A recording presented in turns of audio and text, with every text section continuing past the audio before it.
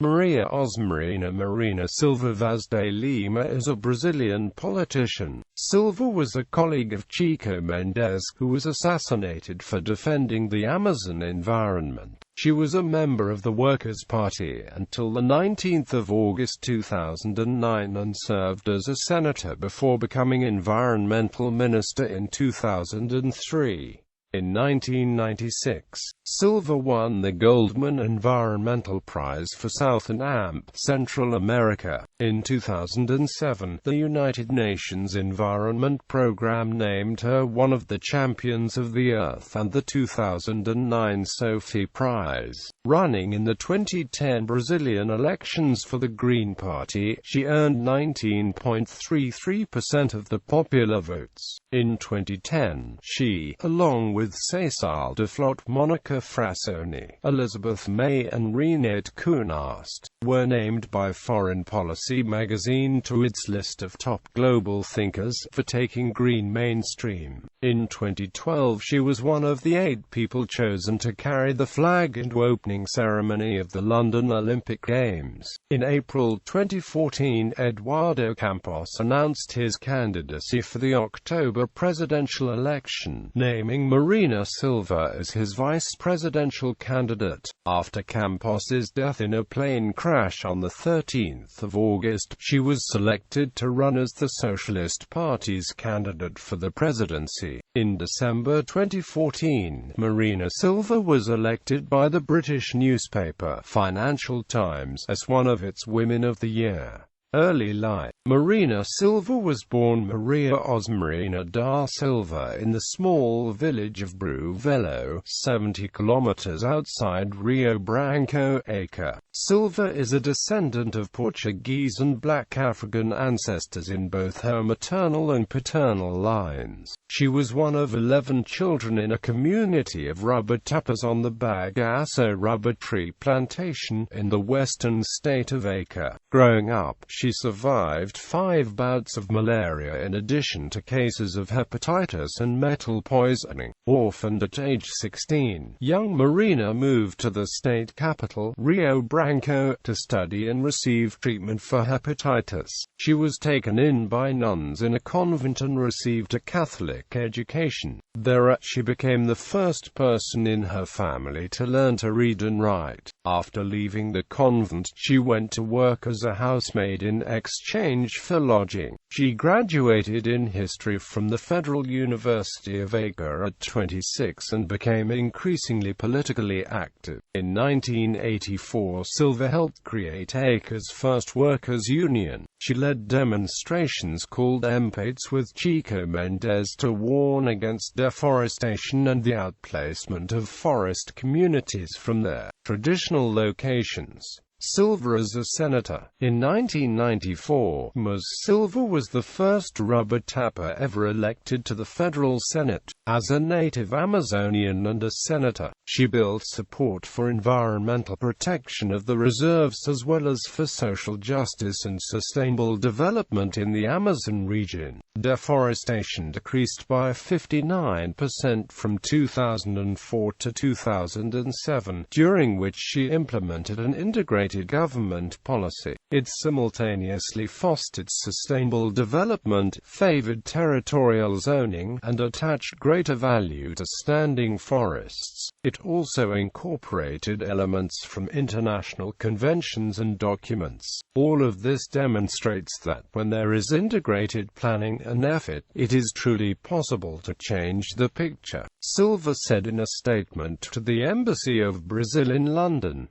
Lula's minister, a member of the Workers' Party, Marina Silva was appointed Environment Minister by Lula in his first term. She remained in office until 2008 and received several criticisms from entrepreneurs on account of delays in granting permits for projects with large environmental impact. In early 2005, however, she stated that she would not give up upon facing challenges even if imposed by the government to which she belonged, like when the controversy over the São Francisco River diversion project happened. and the building of BR-163 highway through the rainforest. I don't admit defeat, just challenges that must be overcome. Also in 2005, Silva established the main lines of action for the next 2 years: social participation, sustainable development, creation of a national environmental system and an integrated environmental policy. As she said, "Our ministry is new. It's only 13 years old, and it needs to be rebuilt." In the same year, Silva was confronted by Paulo Adario, coordinator of Greenpeace Brazil, over her environmental actions in her tenure in the ministry. Ever since her tenure began, Ms. Silva, together with the federal police, the Brazilian Army and the Federal Highway Police, the Brazilian Environment Ministry, performed 32 operations against illegal deforestation in the Amazon. But Adario claims that his organization monitors the Amazon region and that only one of such operations was conducted in October 2004, in the town of Itajuba, Pará.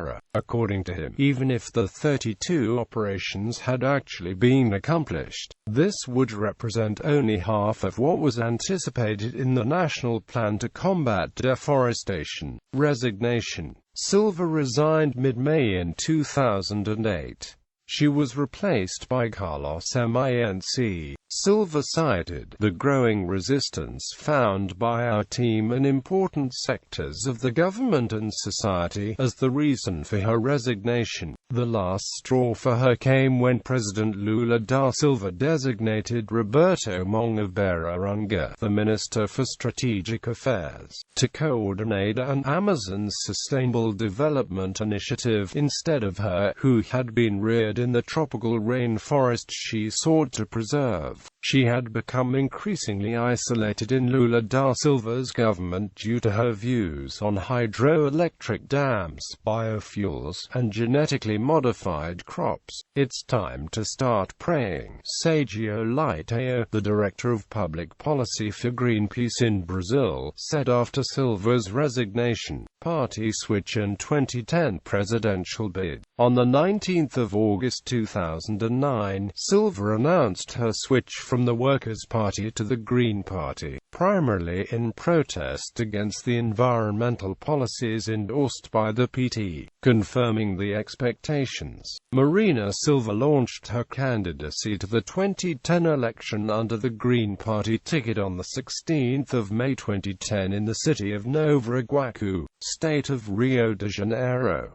Silva said she wanted to be the first black woman of poor origin to become president of Brazil. She has also become a Pentecostal Christian in the Assemblies of God, the second largest Christian denomination in Brazil after the declining but still mainstream Roman Catholic Church. Nevertheless, during her election campaign, she was criticized by one of the main leaders of the Brazilian Assemblies of God, Pastor Silas Malafaia, after having proposed a referendum on abortion and decriminalization of marijuana. According to Malafaia, Marina Silva should be more courageous and consistent in defense of her religious convictions. In her campaign, Silva defended the exercise of citizen-based political principles and values, education for the knowledge society, economy applied to a sustainable society, social protection, health, welfare and third generation of social programs, quality of life and safety for all Brazilians, and strengthening of culture and diversity. With her speech against the endemic corruption in Brazil and in favor of sustainable development, Silva managed to attract the middle-class sectors disillusioned with the government of the Fernando Henrique Cardoso's PSDB and dissatisfied with the compensatory social policies of Lula da Silva's administration.